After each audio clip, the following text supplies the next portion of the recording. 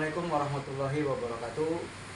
Saya Ahmad Fanani, CGP Angkatan 11 Kabupaten Indramayu akan melakukan pra-observasi terhadap teman sejawat yaitu Bapak Fatul Munir yang merupakan guru kelas di SD Negeri Raja Singa II, Kecamatan Gresi, Kabupaten Indramayu. Selamat menyaksikan. Selamat pagi Pak Munir. Selamat pagi. Pak Munir ngajar di kelas berapa? Di kelas 6. Nanti pada saat observasi itu rencananya mata pelajaran apa Pak Munir? Nanti akan saya bawa adalah pelajaran IPAS. Oh, IPAS. Oke. Jumlah peserta didiknya berapa? Jumlah peserta didiknya sampai hari ini di semester 1 itu masih 30. Oke Pak Munir.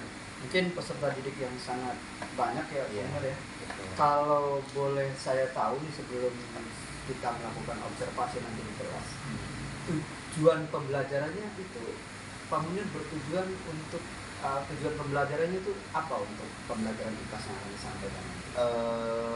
Dari CP yang saya ambil di kurikulum, sebenarnya tujuan pembelajarannya ada 4 poin, namun yang akan saya ambil hanya 2 poin saja, yaitu yang pertama, peserta didik mengenal sejarah perlawanan rakyat Indonesia terhadap bangsa Eropa yang menjajah Indonesia, baik tokoh maupun periodisasinya, yaitu termasuk tanggal, bulan, dan tahun. Yang kedua, peserta didik mampu menceritakan kembali sejarah pahlawan rakyat Indonesia terhadap bangsa Eropa yang menjajah Indonesia. Oh, berarti di situ nanti ada anak-anak juga nanti maju ke depan untuk mempresentasikan ya Pak ya. Terus kemudian nanti juga pasti di situ ada kelompok juga yang mendiskusikan tentang tujuan pembelajaran yang akan dicapai. Oke, luar biasa Pak Munir. Dari tujuan pembelajaran itu untuk mencapai tujuan pembelajaran yang ingin Pak Munir capai di dalam pembelajaran nanti, metode apa saja nanti yang akan Pak Munir lakukan atau akan Pak Munir suguhkan supaya tujuan pembelajaran itu bisa tercapai? Karena metode yang saya bawa ini bentuknya adalah PBL yang Problem Based Learning, jadi nanti akan saya kasihkan dulu kepada anak tentang studi kasus perlawanan lokal. Jadi biar nanti anak-anak merasa terarah untuk mengingat sejarah-sejarah perlawanan para pahlawan dalam memperjuangkan negara kita. Jadi nanti akan ada simulasi dan studi kasus perlawanan para pahlawan dalam memerdekakan bangsa Indonesia. Nah, setelah itu, setelah mereka beserta didik itu saya arahkan untuk mengingat para pahlawan dan sejarahnya, nanti akan saya buat diskusi dan analisis dokumen sejarah. Jadi begitu. Oke, luar biasa Pak Munir. Berarti di situ nanti Pak Munir akan melakukan berbagai macam metode ya Pak Munir. Ya, ada diferensiasi mungkin, ada KSE mungkin ya Pak Munir ya. Kemudian nanti juga Pak Munir di akhir akan melakukan refleksi dan umpan balik ya. Iya, betul. Oke Pak Munir. Dari semua hal ini yang ingin Pak Munir capai dari tujuan pembelajaran, metode, apa yang ingin Pak Munir dapat dari proses pembelajaran? Endingnya siswa itu bisa menerapkan dan menghayati nilai-nilai hasil perjuangan bangsa Indonesia dan diterapkan dalam kehidupan sehari-hari. Minimal dengan mengingat jasa-jasa para pahlawan, siswa itu dapat belajar dengan sungguh-sungguh sebagai bukti untuk mempertahankan kemajuan dan kemerdekaan bangsa Indonesia. Oke, terima kasih Pak Munir atas percakapannya kali ini, dan nanti kita ketemu nanti di observasi Pak Munir ya. Oke, siap. Di kelas dengan tujuan dan apa metode-metode yang nanti akan Pak Munir sampaikan. Terima kasih Pak Munir. Semoga sukses. Terima kasih atas waktunya. Terima kasih.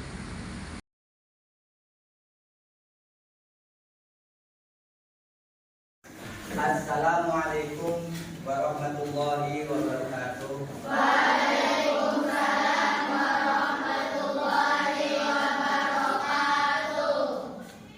Sebelum belajar kita mulai, mari kita sama-sama menundukkan kepala untuk berdoa. Berdoa mulai.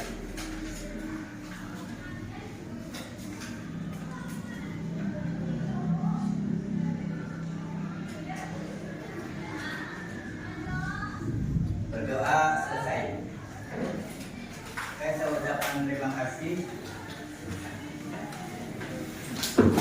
Untuk pelajaran hari ini kita melanjutkan pelajaran yang kemarin, yaitu pelajaran ilmu pengetahuan alam dan sosial, atau yang sering kita akrab dengan bahasa IPAS atau pelajaran IPAS. Untuk hari ini siapa yang tidak hadir?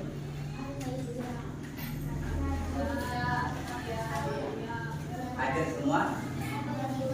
Oh, Farida sama Alia, Fadli, Nadri, ya. Oke.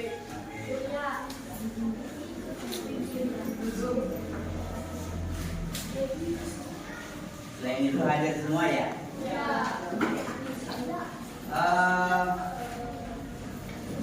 Untuk kehadiran kalian tolong untuk ditingkatkan kembali, karena bagaimanapun juga yang namanya kehadiran, kedisiplinan, kebersihan, tanggung jawab itu adalah sebuah hal yang telah kita sepakati dalam kesepakatan kelas. Masih ingat kesepakatan kelas kita? Menjaga kebersihan, disiplin, bertanggung jawab, ya. Atau kalau ada keperluan kita boleh dengan menggunakan izin, ya. Oke, terima kasih. Kita nanti akan bagi menjadi 1, 2, 3, 4 menjadi 4 kelompok. Kalian sudah saya ajarkan tentang bagaimana cara berdiskusi yang baik dan benar, ya. Seperti contoh umpama izin pimpinan, nah, kan pernah saya ajarkan izin pimpinan saya berpendapat. Jadi nanti akan saya bagi menjadi 3 kelompok, masing-masing kelompok silakan untuk mendiskusikan, ya. Nanti diskusinya secara singkat saja, jangan terlalu banyak memakan waktu. Oke, sebelum saya bagi kalian menjadi beberapa kelompok, ya, kalian harus mengkondisikan kelas terlebih dahulu. Apa kalian di depan melihat tempat? Kalau kalian di depannya melihat apa, silakan diambil dan ditaruh di tempatnya. Ya. Silakan barisan paling depan untuk menghadap ke belakang. Kelompok ini saja. 1, 2, yang depannya diputar, ini diputar ke belakang, ini diputar ke belakang, ini diputar ke belakang, ini diputar ke belakang. Yang depan saja.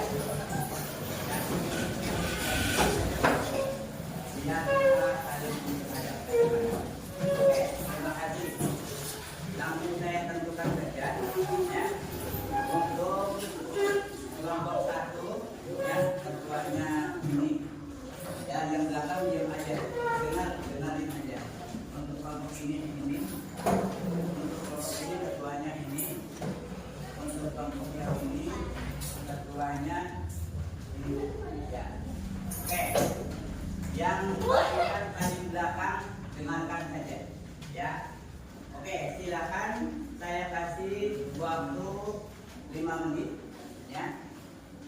Silakan untuk dibaca. Ini namanya Perang Padri Perjuangan Tuanku Imam Bonjol, ya.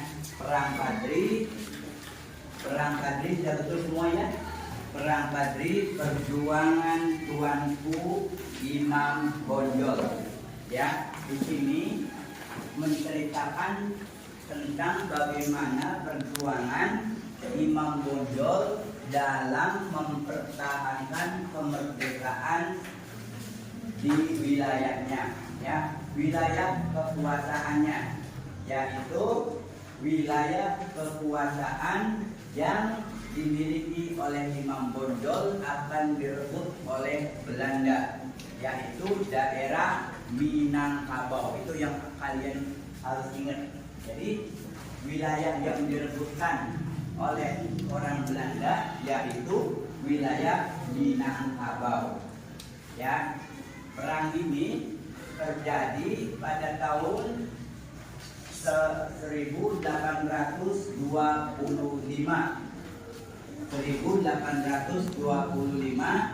dengan menggunakan strategi perang gerilya.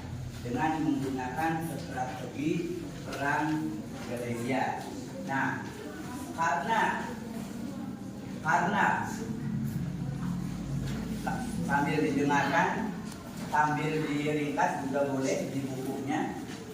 Karena pasukan Imam Bonjol banyak dan menguasai perang gerilya, pikiran utamanya saja atau pokok-pokoknya saja.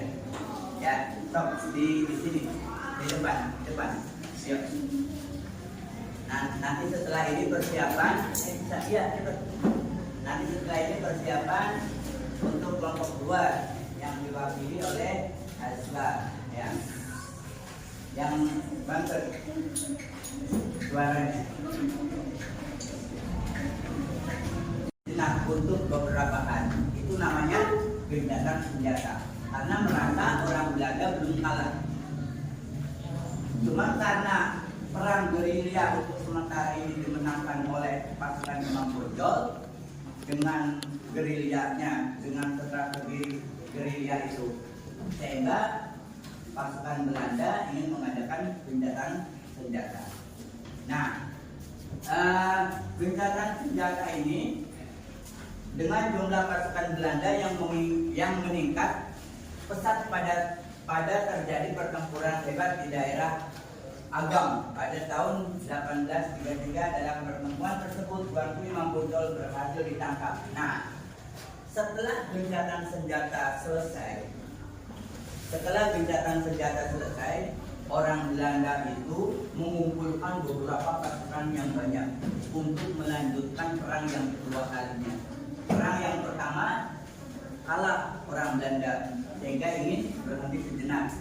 Perang yang kedua dilaksanakan pada 1833 di daerah Agam, sehingga Imam Bonjol berhasil ditangkap. Ya, Kapan? Pada tanggal 25 Oktober 1837. Ya, pada 25 Oktober 1830. Kemudian Imam Bonjol diasingkan ke daerah Cianjur dan dipindahkan ke kota Ambon. Nah, itu sekilas tentang Imam Bonjol dalam perang Adri untuk mempertahankan wilayah kekuasaannya, yaitu Minangkabau. Oke, sekarang itu saja sekilas yang dapat saya paparkan. Silakan kalian amati. Setelah kalian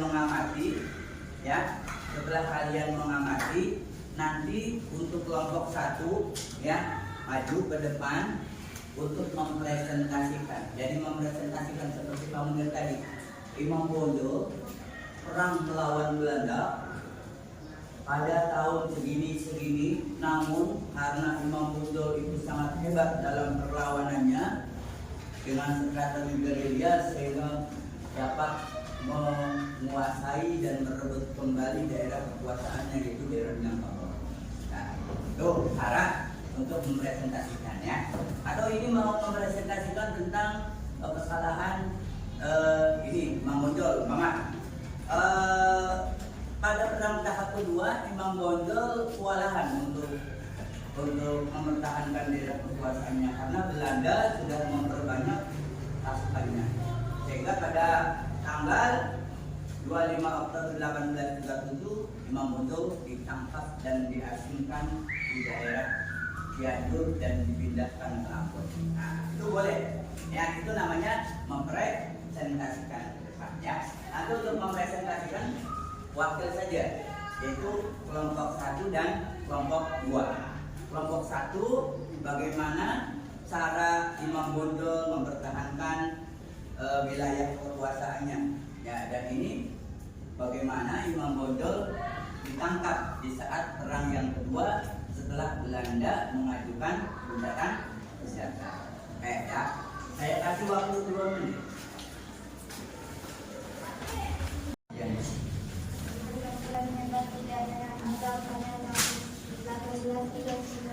Dalam pertemuan tersebut, Imam Bonjol dan pada tanggal 25 Oktober 1830 kemudian Tuan Imam Bonjol diasingkan ke Cianjur, dipindahkan ke Ambon dan dipindahkan ke Masjid.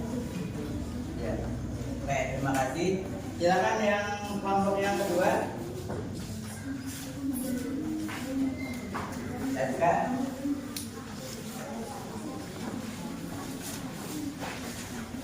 Ya. Ya.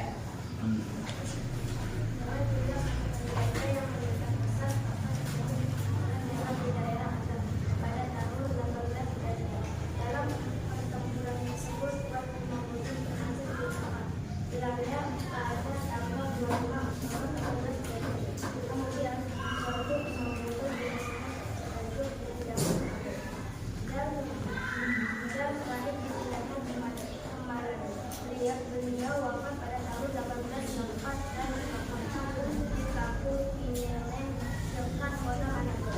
Ya, bisa. Terima kasih. Silakan duduk kembali.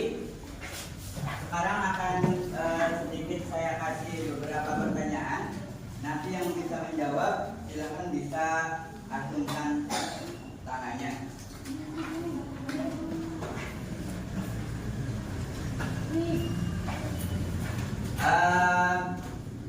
Yang bisa acung ya. Perang Padri ini adalah sebuah perjuangan Tuanku Imam Bonjol dalam mempertahankan kekuasaan. Yang saya tanyakan, istilah Padri itu apa? Istilah Padri. Yuk. Istilah Padri itu apa? Bermula dari pertentangan antara Imam Bonjol dengan orang Belanda. Kok disebut dengan nama istilah Perang Padri? Mengapa dinamakan Perang Padri? Apa itu Padri? Siapa itu Padri? Yang bisa menjawab? Padri adalah kaum agama yang dikenal dengan nama kaum Padri. Jadi nama Padri itu adalah kaum yang berada di daerah wilayah Minangkabau yang mempunyai adat tradisi kental beragama. Jadi adat istiadat agamanya sangat kental sekali di wilayah Minangkabau itu. Nah, kaum itu namanya kaum Padri. Jadi yang diserang adalah kaum Padri di wilayah Minangkabau, sehingga peperangan Imam Bonjol dinamakan Perang Padri. Oke, sekarang saya mau tanya, wilayah kekuasaan mana yang ingin dikuasai oleh Belanda? Wilayah kekuasaan daerah mana? Daerah Minangkabau. Ya, itu ya, sebuah daerah yang ingin dikuasai oleh Belanda. Sehingga Imam Bonjol bersikukuh dengan kaum Padri untuk mempertahankan wilayahnya. Oke, sudah bisa dimengerti sekilas tentang Perang Padri, perjuanganku Imam Bonjol. Sekarang silakan kalian diputar kembali kursinya untuk menghadap seperti semula.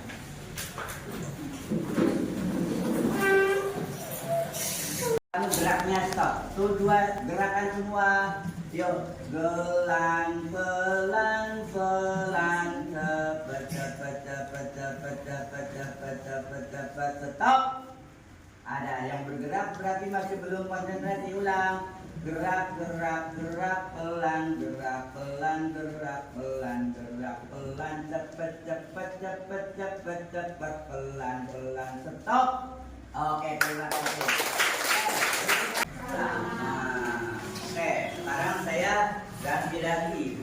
Untuk bagian kelompok ini, silakan untuk membuat pertanyaan. Ya, 1, 2, 3, 4 membuat pertanyaan untuk kelompok ini. Ya, 2 saja, 2 pertanyaan. Buat dua pertanyaan untuk dilemparkan ke kelompok ini. Ya. Begitu juga kelompok ini, silakan untuk membuat 2 pertanyaan yang dilemparkan ke kelompok ini, dan kelompok ini juga harus bisa menjawab. Oke, silakan berembuk Ena. Nah, berembuk diputar 2 saja, yang diputar 2 saja. Enak diputar ke belakang, ini juga diputar ke belakang. Silakan membuat pertanyaan. Ya, membuat pertanyaan. Ini 2 pertanyaan. Ini 2 pertanyaan. Oke, silakan. Pertanyaannya kamu lihat di buku. Ada nggak di bukunya pertanyaannya? Oke. Untuk yang lainnya, silakan kalian merangkum perang tadi perjuangan Tuanku Imam Bonjol dari dari paragraf pertama sampai paragraf yang kedua, yaitu berunding dan melaksanakan gencatan senjata pada tahun 1825. Sok, ini bukunya ada kan? Nah, sok ini kelompok ini. Sok, silakan diputar kembali. Silakan untuk diresum dan dibuat rangkuman dari perang yang terjadi di tanah Minangkabau, Sumatera Barat, sampai Belanda meminta untuk berunding dan melakukan gencatan senjata di tahun 1825. So, dibuat resum ini bukunya. Silakan diringkas ya. Di resum itu namanya diringkas. Kalau meringkas itu cari yang pokok-pokoknya saja. Jangan disalin, jangan ditulis semua. Itu namanya menyalin kalau ditulis semua.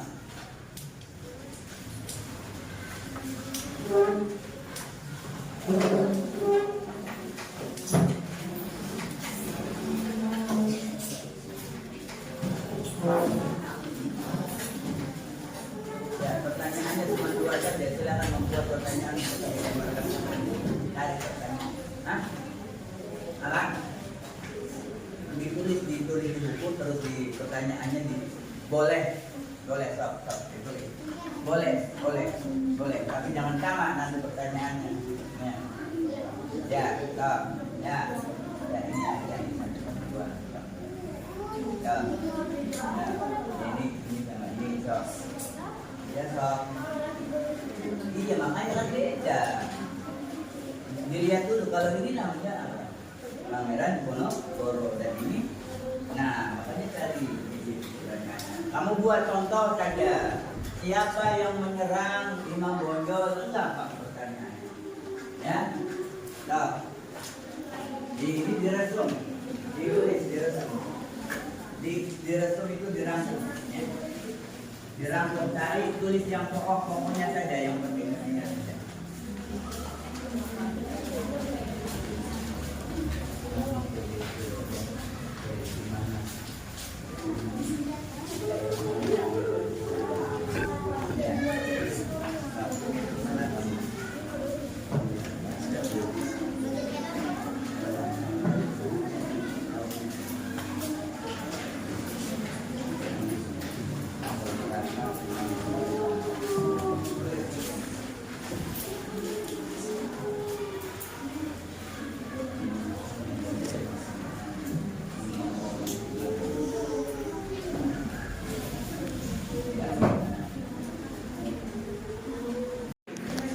Berdiri dulu di untuk kelompok 2 di situ aja.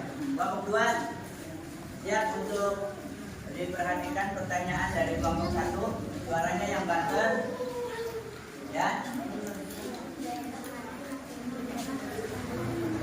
Yang banter, suaranya yang banter. Daerah mana yang ingin menyerang pasukan Belanda? Mungkin lebih tepatnya bukan daerah dikuasai oleh Belanda. Daerah mana yang ingin dikuasai Belanda? Untuk kelompok 2 silakan untuk dipersiapkan jawabannya, daerah mana yang ingin dikuasai oleh, ya ditulis dulu biar nanti saat ditanya bisa langsung dijawab. Silakan ditulis ulang pertanyaannya untuk kelompok 1. Bagian kelompok 3 dan 4 silakan untuk dirangkum saja. Ya, dirangkum. Ya, Pak. Ya, yang namanya merangkum itu yang penting-pentingnya saja ya. Jangan banyak-banyak. Kalau banyak itu namanya bukan meresum, tapi namanya menyalin.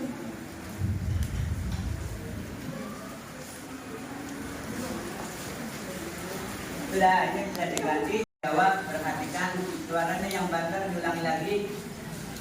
Ya, dari pertama.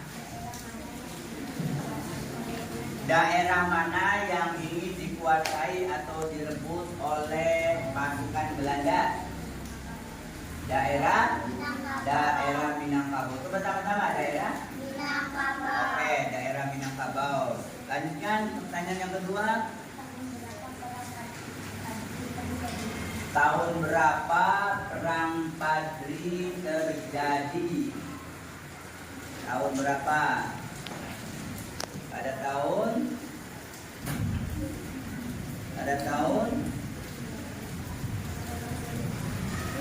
berapa Perang Padri terjadi? Pada tahun 18. Pada tahun 18.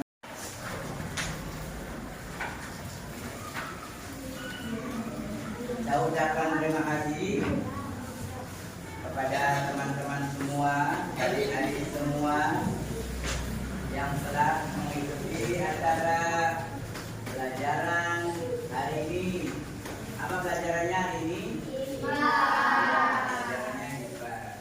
Dari kami mohon maaf apabila ada kata-kata yang salah. Jangan lupa jaga kesehatan, jaga ketertiban, utamakan kedisiplinan dan kerjasama.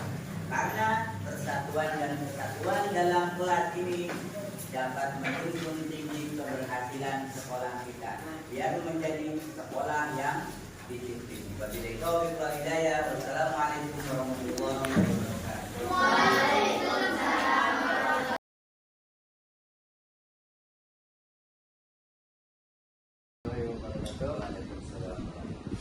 Yang saya hormati Ibu Pepe, Ibu Anasari, Komunir, waktunya sebentar. Maaf mengganggu meminta waktu pembelajaran di kelasnya. Maksud dan tujuannya adalah bahwa sekarang saya akan melakukan percakapan pasca observasi yang pada tanggal 18 kita telah lakukan observasi di kelas kami. Overall secara keseluruhan Komunir telah melakukan pembelajaran yang sangat luar biasa, sudah mencakup metode-metode seperti diferensiasi dengan Komunir mengelompokkan siswa berdasarkan kemampuan, kemudian Komunir juga melakukan KSE dan ada breaking, kemudian Komunir juga sudah melakukan refleksi terhadap siswa, kemudian pokoknya secara keseluruhan Komunir sudah melakukan hal-hal yang sangat positif, terutama ada kesepakatan kelas walaupun belum secara riset. Kemudian pada hari ini saya akan mencoba menggali pasca observasi. tujuan dari observasi atau pasca observasi ini adalah untuk mengevaluasi kegiatan yang telah Pamungir lakukan di kelas yang telah saya observasi kemarin. Untuk apa? Untuk mengetahui kekurangan dan kelebihan yang telah dilakukan oleh Pamungir. Bahwa secara gambaran besar itu bahwa kelemahan kita itu kan tidak akan kita bisa lihat oleh bukti kita sendiri. Maka dari itu saya bukan berarti untuk menggurui Pamungir, cuma ini adalah hasil pengalaman saya dan ini mencoba menggali dari apa yang telah saya lihat pada saat pelaksanaan observasi. Bagaimana perasaan Pamungir di saat Pamungir saya observasi kemarin di kelas? Ya, perasaannya sangat menantang karena bagaimanapun juga saya harus bisa mengkondisikan kelas dengan ekstra, karena ya disadari atau tidak siswa kita itu sebenarnya emosionalnya itu di saat dihadapkan dengan kamera atau sebuah pembelajaran dengan menggunakan alat itu ya sangat ya sangat menyenangkan, sehingga siswa itu merasa terkejut dan merasa senang. Jadi saya pun perasaannya sangat menjadi sangat hati, jangan sampai saat ada observasi saya sudah menyiapkan tapi siswanya tidak Luar biasa Pamungir. Menurut Pamungir, idealisme yang Pamungir harapkan, yang Pamungir harapkan di kelas itu seperti apa? Siswa kita itu seperti apa? yang seperti itu. Karena karena gini, saya merasa saya dalam hari ya dalam materi seperti itu.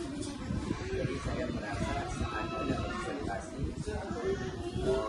saya juga istilahnya termotivasi untuk melaksanakan pembelajaran sesuai dengan materi dan juga harus dengan metode dan strategi yang telah saya buat. Yang lebih senangnya itu ya siswanya itu merasa termotivasi dengan adanya antusias dengan adanya alat-alat baru. Sehingga saya berharap ya kedepannya saya ingin seperti itu. Namun untuk bulan-bulan ini masih terkendala dengan tempat. Ya, Yang lebih senang lagi nih Pak Panani, yang lebih senang lagi dan mungkin ini tantangan buat saya khususnya dan semua guru.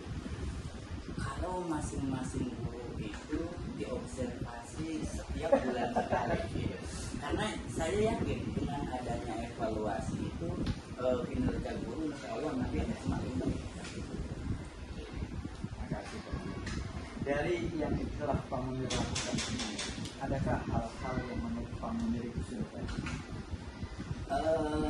Ada sih beberapa di antaranya, yaitu dengan adanya pembuatan kelompok sehingga siswa itu belajar untuk bertani, untuk mempresentasikan hasil penelitian, dan juga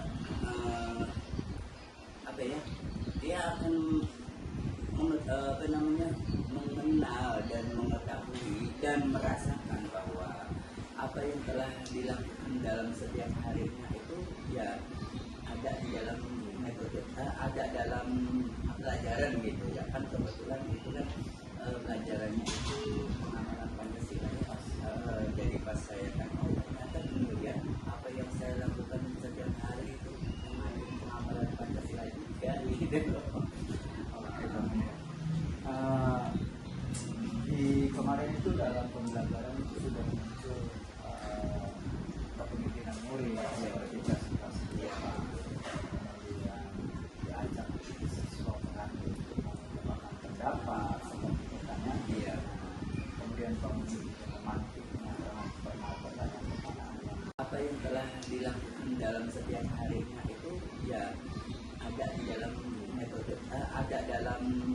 pelajaran gitu ya kan, kebetulan itu kan pelajarannya itu pengamalan Pancasila ya. Jadi pas saya kan ternyata benar ya, apa yang saya lakukan setiap hari itu mengandung pengamalan Pancasila juga gitu. Oke, Bang. Di kemarin itu dalam pembelajaran itu sudah muncul kepemimpinan murid seperti situasi apa yang diajak siswa mengaku untuk mengembangkan pendapat seperti misalnya dia kemudian pemimpin memantiknya dengan pertanyaan-pertanyaan yang bobot pada mereka. Akhirnya kemarin suasana kelas itu bisa menjadi apa istilahnya terlihat kolaborasi antara siswa. Menurut kamu dari skala 0 sampai 10, Pak Munir ada di rating keberapa yang kemarin berapa? Ya kalau standar ini kalau dilihat dari standar apa ya, standar siswa SD Negeri 2 Raja Singa ya, artinya volumenya gitu, volumenya SD Negeri 2 Raja Singa tidak melihat standar murid lain Yang sama tadi ya, yang nama lain gitu.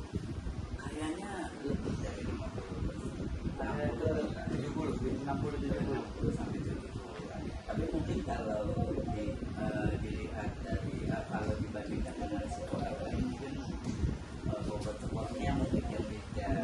Ya, nilai ya mungkin 70, tapi mungkin bobot sekolahnya yang beda karena kondisi siswa di sana Jadi masih ada sekitar 30% lagi yang harus dibenahi. itu kira-kira kapan Pak Munir akan menuju atau mempersiapkan menuju ke 80% atau 90%? Ya secepatnya, terutama dari diri kita sendiri, artinya dari kita sendiri.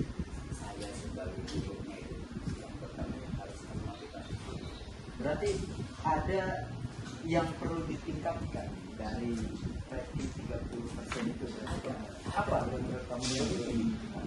Sebenarnya masing-masing guru itu mempunyai tawaran bunyi yang melekat di saat tidak ada gesekan dengan teman sejawat untuk memberikan pembelajaran sesuai dengan yang atau dengan yang sehingga guru itu ya motivasinya dan jadi depannya berarti ya diharapkan sekolah ini perlu ada observasi untuk memotivasi semua guru. Kadang kalau satu guru saja kadang ada gimana gitu kan. Iya,